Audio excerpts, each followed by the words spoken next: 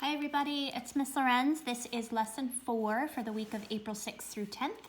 So this is your last lesson for the week for the Antelope Math Kids. I hope that you have gotten to a good pattern this week and a nice flow with watching these videos, taking some notes, and then doing the work on your own.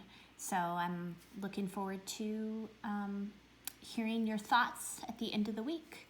So last lesson is this. We're looking at basically writing and solving equations. So remember that writing and solving equations really can help us answer questions about multiple situations. And this is something that's really applicable to the real world. It will always be applicable to your life as well.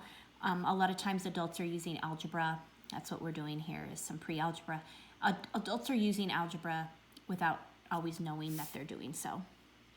So I have a couple situations here to go through with you. Take some notes, pause as needed, and let's get rolling. So we're going to suppose that a scientist has 13 and 68/100 liters of acid, and she needs 16 and 5/100 liters for her experiment. So we need to know how many more liters she needs. She knows exactly. So a lot of times in science, these measurements are super exact. So she knows exactly how much she needs, and she knows exactly how much she has. And she needs to know how many more liters she needs. So in solving this question, you might be thinking, well, that's just a subtraction question. It is, but the way that we're going to be thinking about it and representing it is an algebraic strategy. So we know that we have 13 and 68/100 of a liter, and that we need a certain amount more in order to equal our 16 and 5/100 of a liter.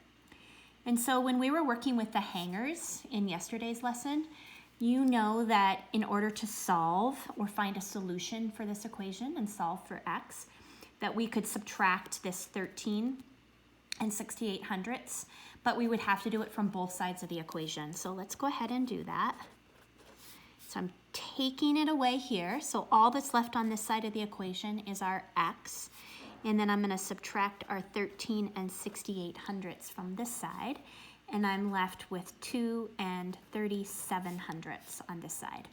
This becomes, of course, our solution. And so finding a solution in this way leads to a variable. Remember, this is a new word that we wrote down this week. A variable on one side of the equal side and a number on the other.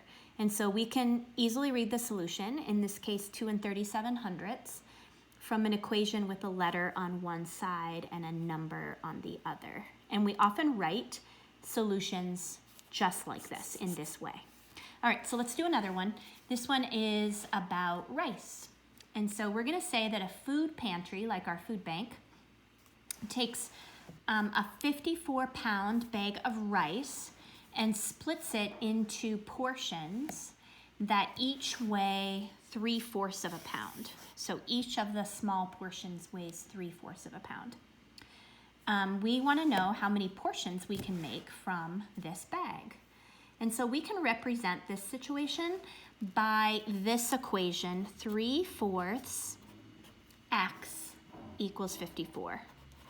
And we can represent it this way because we're going to take 3/4 of a pound times how many portions, times a certain number of portions, to equal the amount of rice that we have in that initial bag, 54 pounds.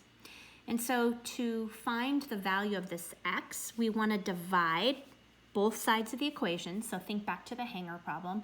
Whatever we do to one side, we want to do to the other. And so we want to divide this side by 4/3.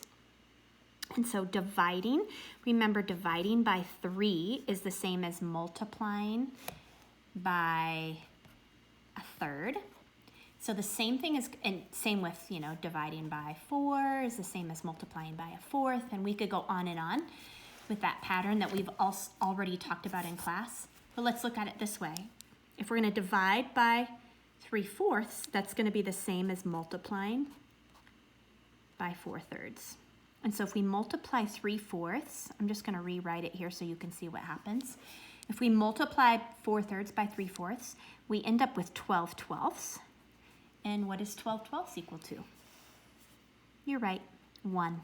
And if 1 is our coefficient, then we often leave that off. And so I'm going to leave it on for right now, so you can see that 1x on this side of the equation is going to be equal to whatever I get over here. So I want to divide 54 by 3/4, which we know, we just talked about it here, it's the same as multiplying by 4/3. So I'm going to put my 54 over 1 here.